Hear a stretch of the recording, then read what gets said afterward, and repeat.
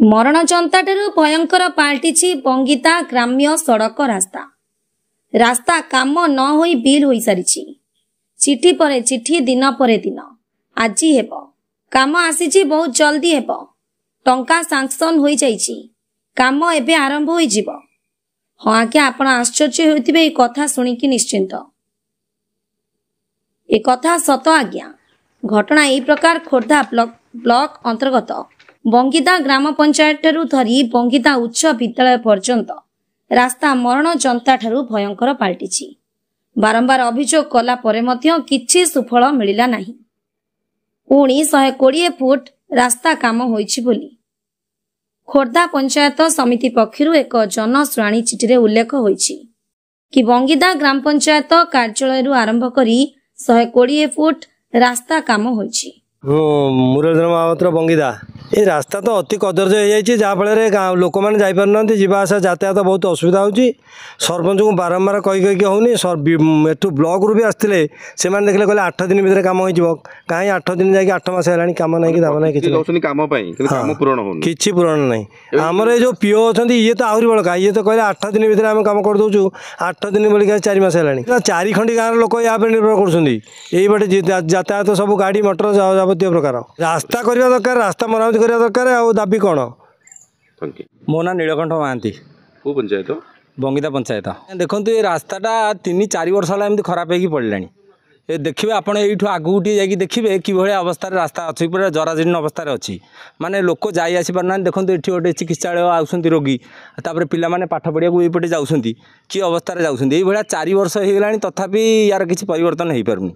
तो आम सरपंच को जनाऊँ सरपंच भी कहते जाकि आम विधायक पाक जाइलु आ सी प्रतिश्रुति देते करदे बोली किंतु कहीं किसी फलाफल आज हो पारा एमती 4 वर्ष है लोक हैरान हो वर्षा दिन जावासी जनाऊँ विधायक कौन कहते सी भी कहते हाँ हम सांक्शन हम पैसा आसो एमती कहते बहुत लोग डिपोट आमर गाँव में जहाँ डिपोट कर लोक भी बहुत जाऊँच कुंजुरी पंचायत 8-10 खंड गाँ तापर पाखे पंचायत आड़ खंडिया बोली गोटे गाँ से भी जाऊँच 8-10 खंड गाँ आगू अच्छी से भी जाऊँच बहुत लोग जाऊँच रोड में राति भी जाऊँच बहुत भी दुर्घटना बेले पहले होती हाँ खाल डिप होती आप जाऊना देखिए आगे टे कि अवस्था अच्छी रोड आमर दाबी कौन रोडटा केमती आमर तैयारी करदे आ से तो पानी कादुरे लोक हजार हजार लोक जाऊँच पानी कादुरे से लोक तिंतिकी सदा गोड़ हाथ छिटिकी सब कादुआ पंक होती से कम कहीं विलम्ब होती आम भी जापारू प्रशासन तार किसी दायित्व भी नौना कौन पर विलम्ब होती कहीं आम भी किसी जापारू से हजार हजार लोक जाऊँगी फिर अलग पंचायत से कोकोसिंगी मसाणिया कुंजुरी बरपदा सेपटे सब गोड़ी सब यातायात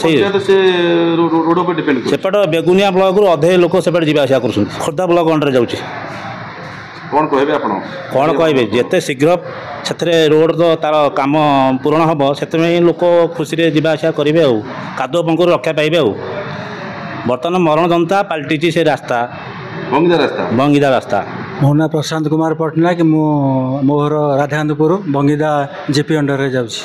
प्रतिज्ञा रखी कौन से रोडटा तो आमर पंचायत ऑफिस टू पूरा कनेक्शन करुच्ची बंगिदा हाईस्कूल पर्यंत आ से रोडटा माने खाली ए वर्ष नुह वर्ष वर्ष धरिकी अवहेलित आ वर्षा दिने बहुत अवहेलित पंक कादुओ खाल खमा होगी बहुत लोक भी पड़ी भी अकर्मण्य होती आ बहुत लोग माने कादुओ पंक जावासा कर बारंबार ता प्रति पंचायत को कहुच्छी आम वार्ड मेंबर सरपंच को कहुच्छी आप देखु दृष्टि दिंतु न स्पेशल फंड रे किसी इमरजेंसी फंड रे खर्च करूँ से पछरे कौन एड आसु किसी कम होनी सेमती से चली कौन पदक्षेप ना आम भी जापारू किसी पंचायत ऑफिस टू 120 फुट कम होती कहीं कौटी आम जापारू तो किसी कहीं पंचायत तो पंचायत भी से खाल से तो जमा होमी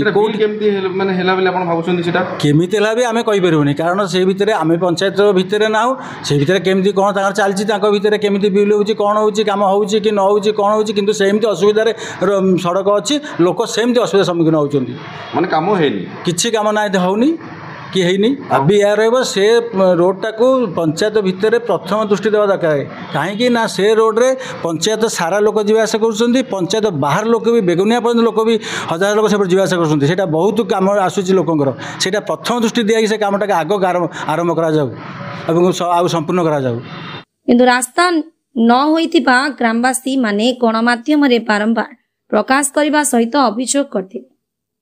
କିନ୍ତୁ କୌଣସି ସୁଫଳ ମିଳିନଥିଲା। ଜନସାଧାରଣଙ୍କ ମନରେ ଏକ ପ୍ରଶ୍ନବାଚକ ସୃଷ୍ଟି କରୁଛି। ରାସ୍ତା କାମ ନ ହୋଇ କିପରି ବିଲ୍ ପାସ୍ କରାଗଲା? ସରକାରୀ ଅର୍ଥକୁ ହରିଲୁଟ୍ କରୁଛନ୍ତି ଖୋର୍ଦ୍ଧା ବ୍ଲକ ପ୍ରଶାସନ ସମେତ ଭଙ୍ଗିଦା ଗ୍ରାମ ପଞ୍ଚାୟତ କାର୍ଯ୍ୟାଳୟର ସଦସ୍ୟ। କିନ୍ତୁ ଏବେ ସେହି ରାସ୍ତା ଦେଇ ହଜାର ହଜାର ଲୋକ ଯାତାୟାତ କରୁଛନ୍ତି। କେତେବେଳେ କାହାର ଜୀବନ ଯିବ ତାହା କହିହେବ ନାହିଁ। ଭୟଙ୍କର ରୂପ ନେଲାଣି ଭଙ୍ଗିଦା ରାସ୍ତା। କେବେ ଦୂର ହେବ ସ୍ଥାନୀୟ ଲୋକଙ୍କ ଦୁର୍ଦ୍ଦଶା? କେବେ ନିର୍ମାଣ ହେବ ଭଙ୍ଗିଦା ରାସ୍ତା? କେବେ ଲୋକେ ନିଶ୍ଚିନ୍ତରେ ଯିବା ଆସିବା କରିବେ? କେବେ ସୁରକ୍ଷା ମିଳିବ ଏହି ରାସ୍ତାରୁ? ତାହା ଅପେକ୍ଷାରେ ଭଙ୍ଗିଦା ଗ୍ରାମବାସୀ। ଖୋର୍ଦ୍ଧା ଜିଲ୍ଲାରୁ ସୂର୍ଯ୍ୟକାନ୍ତ ଦଳାଇଙ୍କ ରିପୋର୍ଟ, ଧନୁଷ ଏକ୍ସପ୍ରେସ୍।